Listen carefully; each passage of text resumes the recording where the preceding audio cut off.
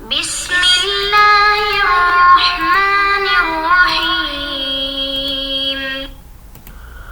اعوذ باللہ السمیع العلیم من الشیطان الرجیم بسم اللہ الرحمن الرحیم ربنا آتنا فی الدنیا حسنۃ وفی الآخرۃ حسنۃ وقنا عذاب النار۔ عزیز طلبہ السلام علیکم ورحمۃ اللہ وبرکاتہ۔ شرح المدوم کتاب زکوٰۃ درس نمبر 10 میں بکریوں کے نصاب کی تفصیل بیان کی جائے گی۔ بکریوں کے نصاب کے حوالے سے گفتگو ہوگی، مذکورہ حکم سے متعلقہ احادیث اور روایات بھی بیان ہوں گی، متعلقہ ادبی مباحث، متعلقہ فروعات اور مسائل کا بیان، نیز اس بحث میں جو علماء کے نظریات ہیں، فقہی تحقیقات ہیں، ان کا نقد و نظر بھی پیش کیا جائے گا۔ تو سب سے پہلے جو ہے نصاب ٹوٹل جو ہوتے ہیں بکریوں کے، اس کو پیش کرتے ہیں۔ بکریوں کے ٹوٹل کل 5 نصاب ہیں۔ پہلا ہے کہ 40 تک اگر پہنچ جاتی ہیں بکریاں تو 1 بکری زکوٰۃ میں دینی ہے، اور اگر 40 سے کم ہوں تو پھر زکوٰۃ واجب نہیں ہے۔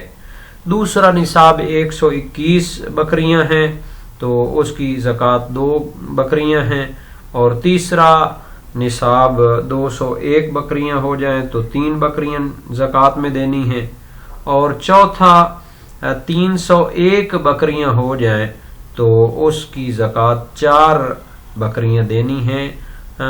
اس میں اختلاف نظر پایا جاتا ہے، مشہور اور قوی تر جو قول ہے علماء کا یہی ہے کہ 301 بکریوں کا جو نصاب ہے یہ چوتھا نصاب ہے اور اس میں 4 بکریاں دینی ہیں، جبکہ اس کے مقابلے میں قول ہے کہ اس میں 3 بکریاں دینی ہیں، تو اس کی انشاءاللہ تحقیق پیش کی جائے گی۔ 5واں نصاب 400 بکریاں یا اس سے اوپر پہنچ جائیں تو پھر ہر 100 کے حساب سے 1 بکری زکوٰۃ نکالی جائے گی۔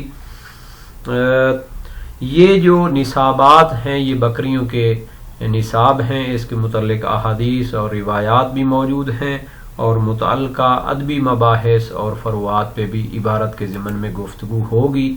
سب سے پہلے ہم عبارت کو دیکھ لیتے ہیں۔ فرمایا وَلِلْغَنَمِ 5 نُصُبٍ 40 فَشَاةٌ ثُمَّ 121 فَشَاتَانِ ثُمَّ 101 فَثَلَاثٌ ثُمَّ 301 فَأَرْبَعٌ عَلَى الْأَقْوَى وَقِيلَ 3 نَظَرًا إِلَىٰ أَنَّهُ آخِرُ النُّصُبِ وَأَنَّ فِي كُلِّ 100 حِينَئِذٍ شَاةً بَالِغًا مَا بَلَغَتْ۔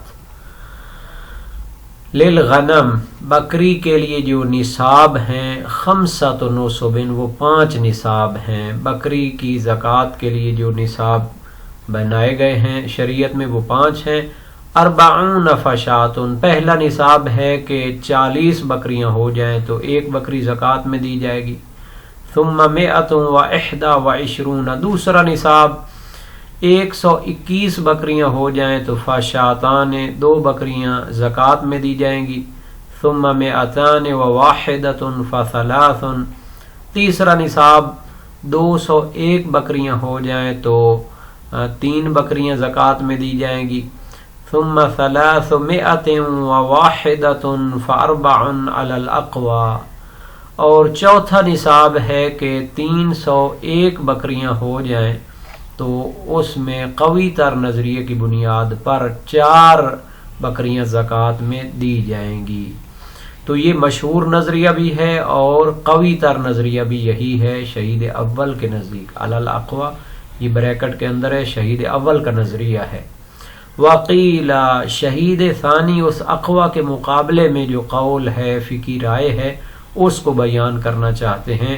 فرمایا اور ایک قول ہے کہ 301 بکریاں ہو جائیں تو اس میں بھی 3 بکریاں زکوٰۃ دی جائے گی۔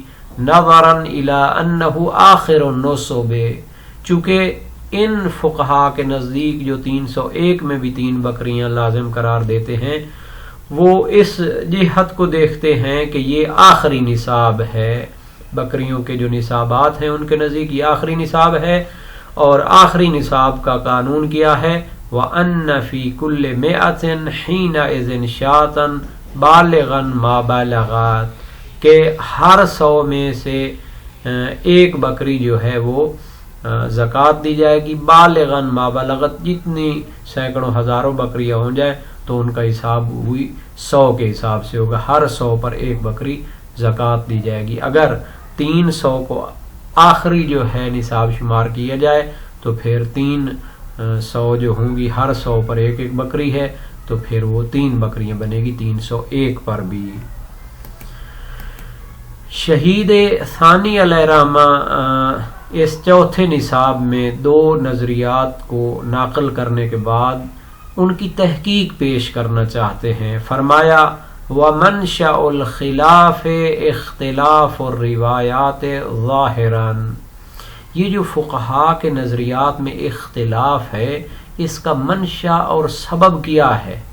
یہ بات بہت ہی سمجھنے کے لائق ہے کہ بہت سے موارد میں تصور کیا جاتا ہے کہ یہ قیاس آرائیاں کرتے ہیں یا یہ اپنی طرف سے کوئی جناب علی تحلیلیں کرتے ہیں۔ بہت سے موارد میں فتاوی کا اختلاف، اس کا منشا اور سبب اور علت اختلاف اور روایات منصوبہ میں کیا ہوتا ہے؟ اختلاف ہوتا ہے، ظاہراً ان میں اختلاف ہے۔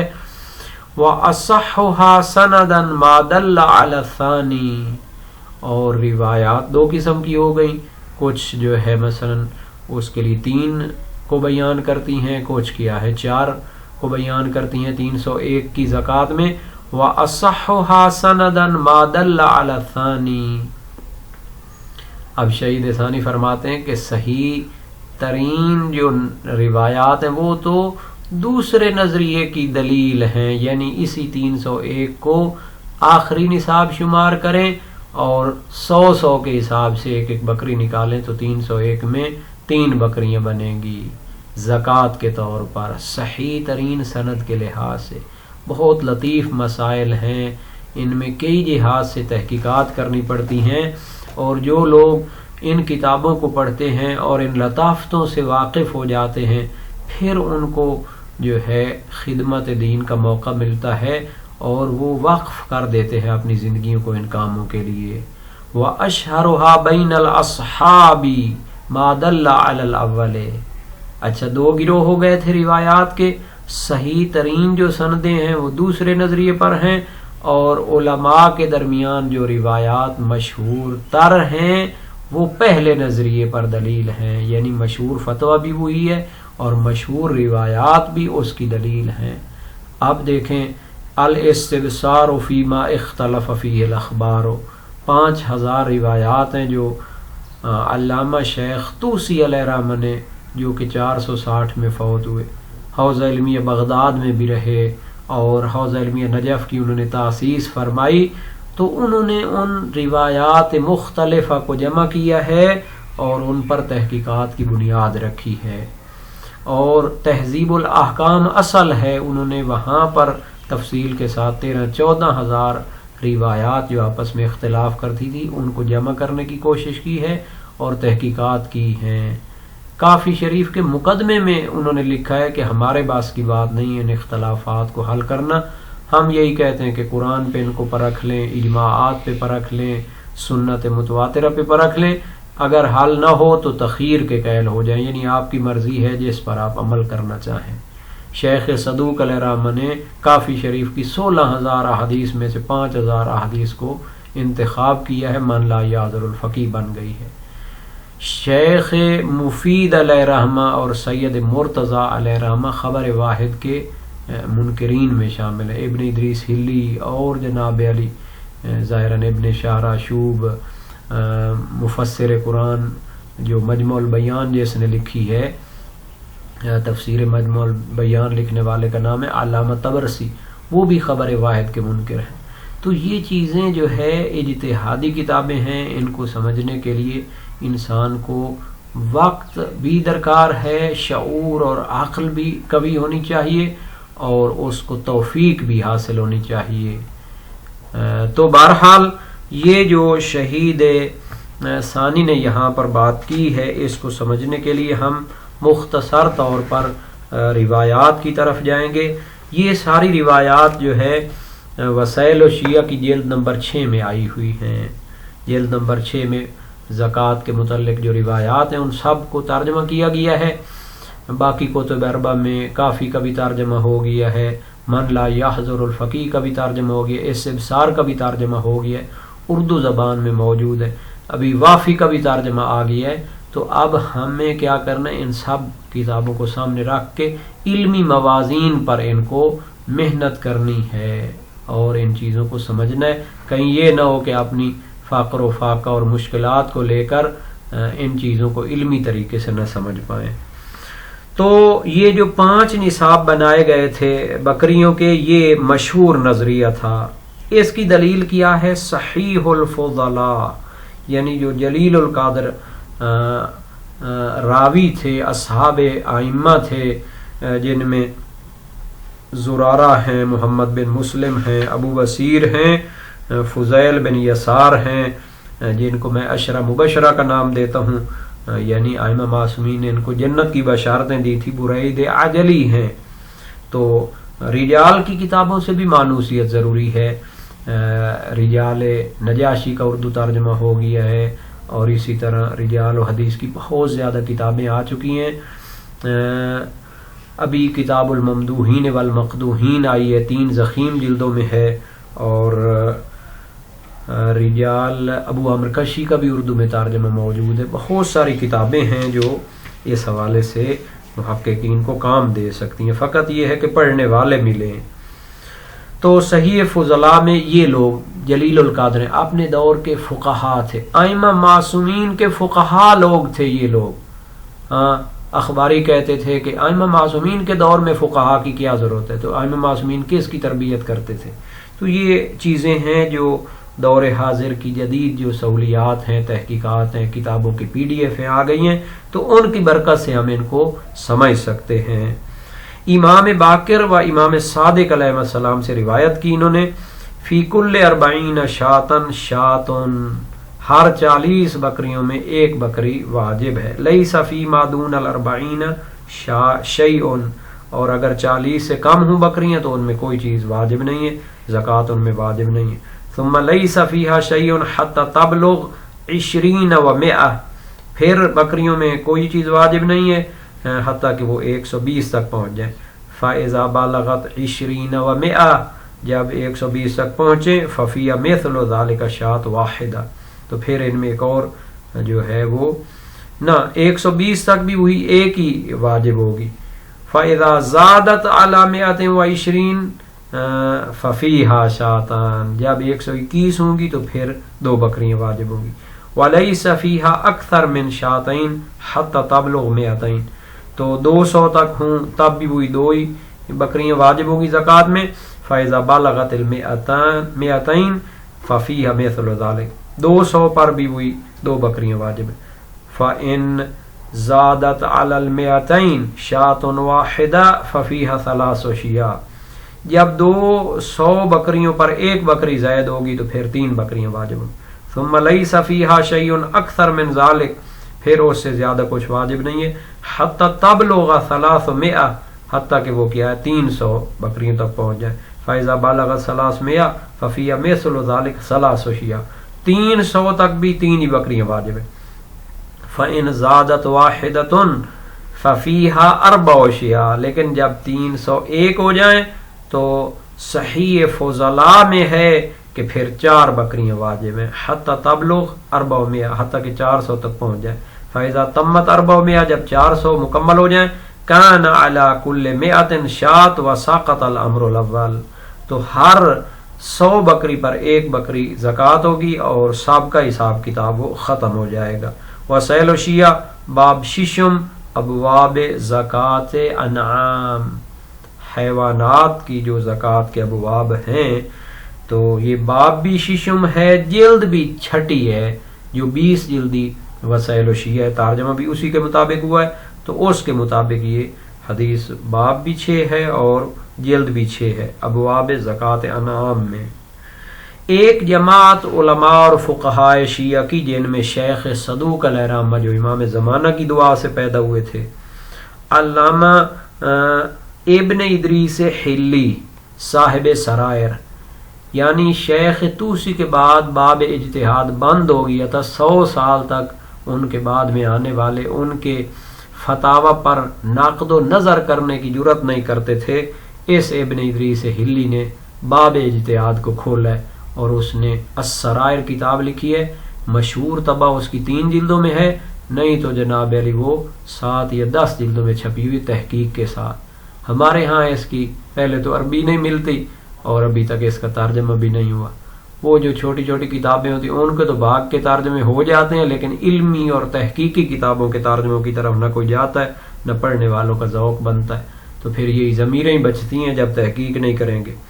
علامہ حلی جو ہیں وہ اپنی بعض کتابوں میں فرماتے ہیں کہ جب 301 تک پہنچ جائیں بکریاں تو پھر ہر 100 پر 1 بکری کا حساب کرنا ہے، تو وہ 301 میں بھی کیا ہے 3 ہی بکریاں بنے گی۔ یہ جو غیر مشہور نظریہ ہے اس کی دلیل کیا ہے؟ شہید ثانی نے فرمایا تھا دوسرے نظریے کی جو دلیل ہے وہ سند کے لحاظ سے زیادہ صحیح ہے، اور پہلے نظریے مشہور نظریے کی جو دلیل ہے، جو روایات ہیں وہ زیادہ مشہور ہیں۔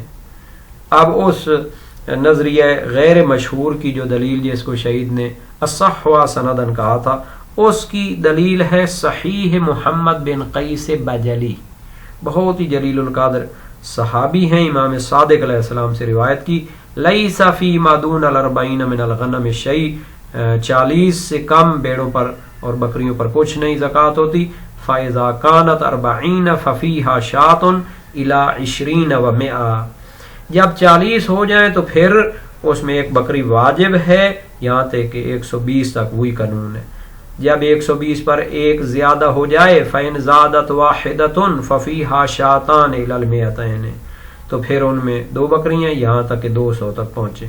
200 میں بھی فرمایا فَإِنْ زَادَتْ وَاحِدَةٌ فَفِيهَا 3 مِنَ الْغَنَمْ إِلَى 300، جب 200 پر 1 زیادہ ہو تو 3 بکریاں یہاں تک کہ 300 تک پہنچ جائے۔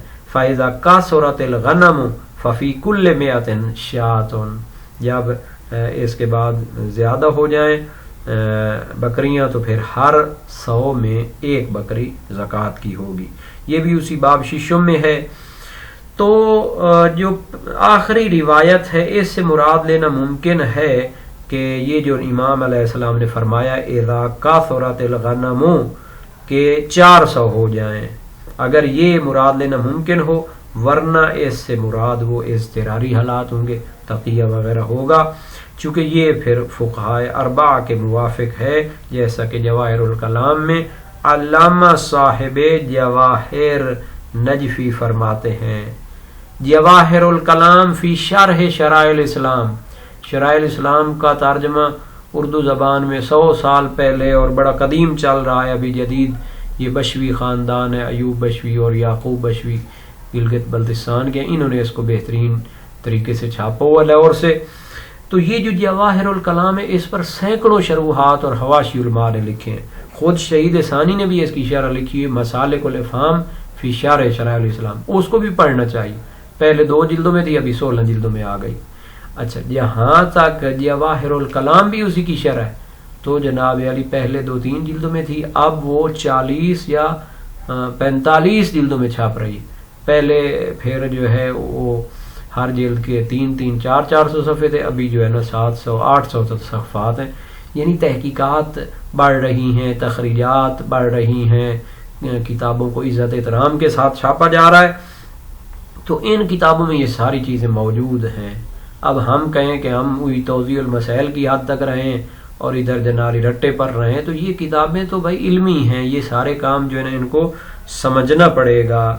تو اب ایک جملہ جو ہے نا شہید ثانی کی اس شرح لمع کے حوالے سے مزید عرض کرنے کی ضرورت ہے، چونکہ یہ ساری تحقیق ہے، اس کو سمجھنا پڑے گا۔ شہید ثانی نے فرمایا تھا کہ دوسرے نظریے پر جو دلالت کرتی ہیں روایات وہ زیادہ صحیح ہیں سند کے حوالے سے۔